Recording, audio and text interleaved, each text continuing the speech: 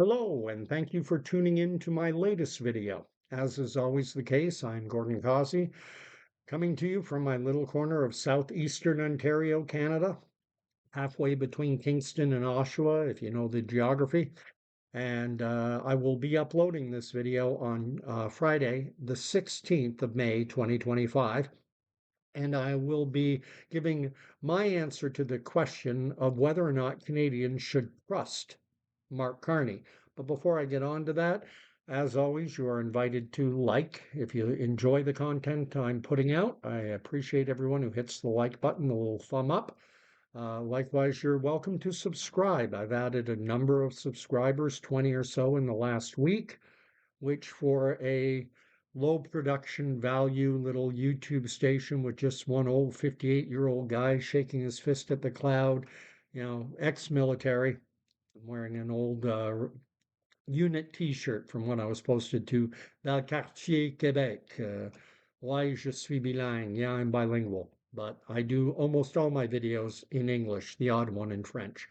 But you're welcome to hit like, you're welcome to hit subscribe, you're welcome to share the content, and obviously you're welcome to fill the comment field down below. A recent video I did talking about Mark Carney seems to be something of a hot topic of late. Canada's new prime minister generated in excess of 100, maybe 150 comments, which for my low production value little YouTube station is quite something. I was genuinely amazed. Now I don't even mind if people want to criticize, if you don't like what I have to say, have at it. I believe in free speech. I don't know how much Mark Carney does, but I do. I definitely believe in free speech. So without any further ado, the question is before us is should Canadians trust Mark Carney? And there's been a ton of things written over our recent federal election. Lots of commentary, and that election resulted in Mark Carney's Liberals falling just short of a majority mandate. And I'm not here to dissect it. However, we got here, this is where we are. But it strikes me that during both the campaign and since the campaign, basically Mark Carney's rhetoric pretty much boils down to two simple words: trust me. During the election campaign, when he was confronted with questions over the fact that he refused to disclose his financial assets ahead of the vote, that was basically his answer. Carney inferred that his integrity was above reproach.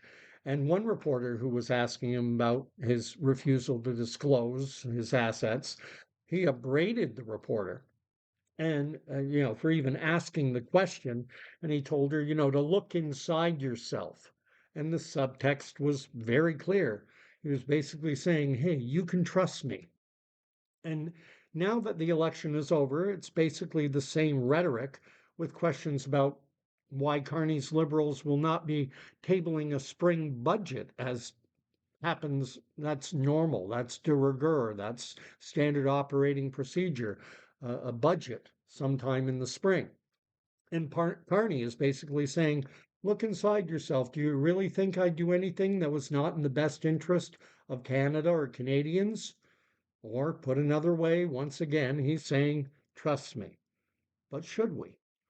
Now, I can understand why some are willing to trust Carney.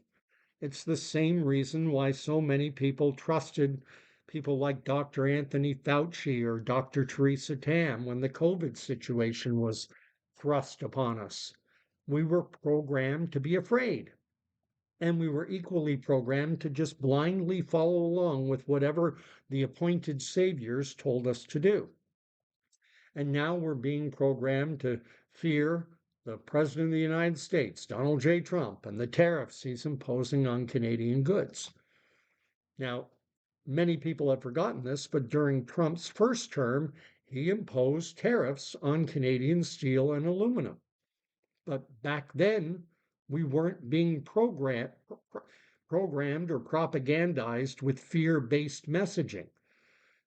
Now we are. This time now we have to hit back with everything's on the table. We got elbows up. And that elbows up basically became the rallying cry for some Canadians. They chanted it at Carney's rallies the same way that Trumpers would yell, "Drain the swamp." Now, here's an open question. Do you think Fauci was more concerned about the health and well being of Americans, or was he more concerned in boosting the value of pharma companies like Pfizer and Moderna? And again, I'll leave that as an open question. And is Mark Carney concerned with the erosion of our standard of living here in Canada? Or is he more concerned with rhetoric about saving the planet from climate change? I think we need to seriously consider what framing something as a crisis does to the thinking of a lot of people, because no system is ever going to be perfect. We're human beings after all, and no matter how good something is, there are always flaws. But absent a crisis, it can be very difficult and often basically impossible to effect serious and radical change. But when things are in crisis, then suddenly everything can be put on the table. Before COVID, it would have been unthinkable to force abused people to shelter in place with their abusers, especially kids, with booze declared essential. But because COVID got thrown at us, the most serious health threat since the bubonic plague came along, well, now people were embracing things that they never would have even contemplated before, like denying the sick and dying the right to embrace one another. Before COVID, that would have been considered barbaric. But again, people embraced it. We all saw the pictures or videos, an elderly man or woman crying in front of closed doors and windows. And a lot of people just accepted it as necessary. If someone had dared say, "Screw this," and broken through the security and gone and, hugged their dying mother or their dying father, they would have been tarred and feathered. Carney seems to love this word, crisis. He uses it all the time. He has used it to describe the world's changing climate. And here's a news flash: climate is always changing, always has, and always will. And also to describe our trading relationship with our American friends and neighbors. Why does he like this word so much? Because a crisis situation can spark fear in a lot of people, and it can get them to blindly trust authority figures. And those authority figures can then institute measures that under normal circumstance would seem unthinkable. Well, it's a crisis, is what many will say. We heard it all over the place during COVID. Carney and his supporters point to his record as justification for placing blind trust in a man who wasn't even a full time resident of Canada just a few months ago. So let's examine that record. Prior to 2008, 2009, um, when we had something that was referred to as the Great Financial Crisis, Carney was working in the world of investment banking and finance with a company called Goldman Sachs. And it was the Goldman Sachs of the world. It was companies such as Fauci, such as Carney's own Goldman Sachs. It was this industry that created the financial crisis that saw a liquidity crisis that forced major financial institutions like Lehman Brothers to collapse. They called it the subprime lending bubble. And when it imploded, there was suddenly no liquidity, a dearth of liquidity in the capital markets. There was no money. The economy, a lot of our economy runs on borrowed money. And all of a sudden, a lot of money basically vanished into a black hole of bad mortgages and shaky derivative investment vehicles. And Carney came from that very same industry that started loaning out money to people who, under normal circumstances, would not have qualified to get a credit card. And these crappy mortgages were bundled with traditional secure mortgages and branded as triple A investment vehicles, meaning pension funds could buy them. And then insurance companies started to provide insurance on them.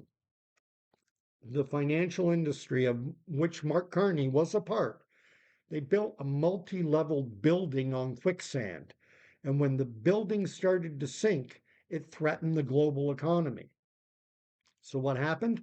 Well, Mark Carney became head of the Bank of Canada, and he offered a solution to the problem created by the industry he had left. And it was called quantitative easing, which to my mind is just a deceptive way of saying printing more money. And the way it worked, in a nutshell, governments issued bonds. Well, there's no money in the marketplace, so much money, liquidity crisis. So the governments issued the bonds, and then the central banks created money to buy those bonds. And then that money that the governments got, they used it to bail out financial industry, major sectors of the economy like the auto industry. We got these words too big to fail. The little guys, small people, just ordinary folks getting crushed. Well, we can't worry about them. This is a crisis. We have to save the big ones. The rich get richer, the poor get poorer. And companies within the financial industry, like Carney's old employer, Goldman Sachs, they started to give out $1 million bonuses to their senior executives. Some would frame the activity of Wall and Bay Streets as criminal. Well, if nearly cratering the world global economy was a crime, I guess you could say that crime pays and that it pays very well. Look, I need to wrap this up. So suffice to say, obviously, I do not trust Mark Carney. I do not believe he wants to diminish the current trade dispute with Trump's United States. I think he wants to exacerbate it. He wants to make it worse. He wants a crisis. Why? Because then he can bury Canada in more debt. He can send inflation soaring.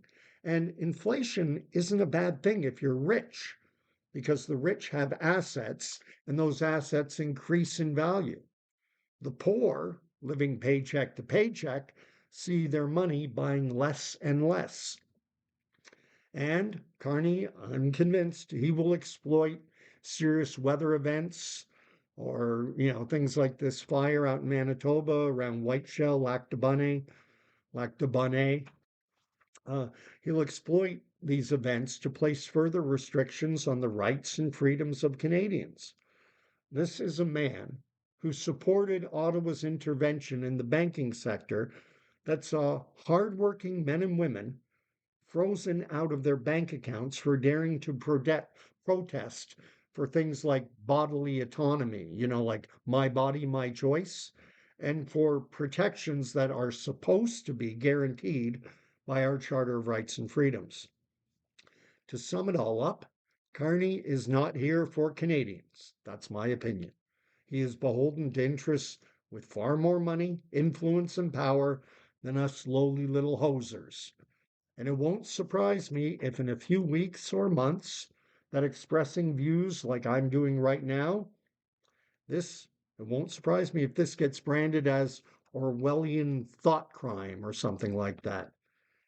Anyway, that's as much as I have to say for tonight or today, morning, afternoon, evening, whenever you're watching this. That's all I have for the moment. Again, thank you for watching to the end. Like, share, subscribe. You're welcome to do all three. You're obviously welcome to comment. I appreciate everyone, regardless of whether they agree or disagree.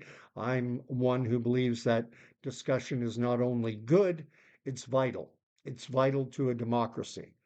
It's vital to having a vibrant, functioning society. And that means everything has to be on the table. The only time I get upset with free speech is when people use it to advocate that free speech be restricted. Free speech needs to be protected to the ultimate degree. Anyway, God bless, and hope you come back and check out I'll have more to say in the days and weeks to come. especially after the throne speech, May 27th. Keep an eye on my station. I'm sure, I don't know what's going to be in there. I have some ideas, but I know that I will have a lot to say when that finally drops. So we'll talk to you soon. Good night.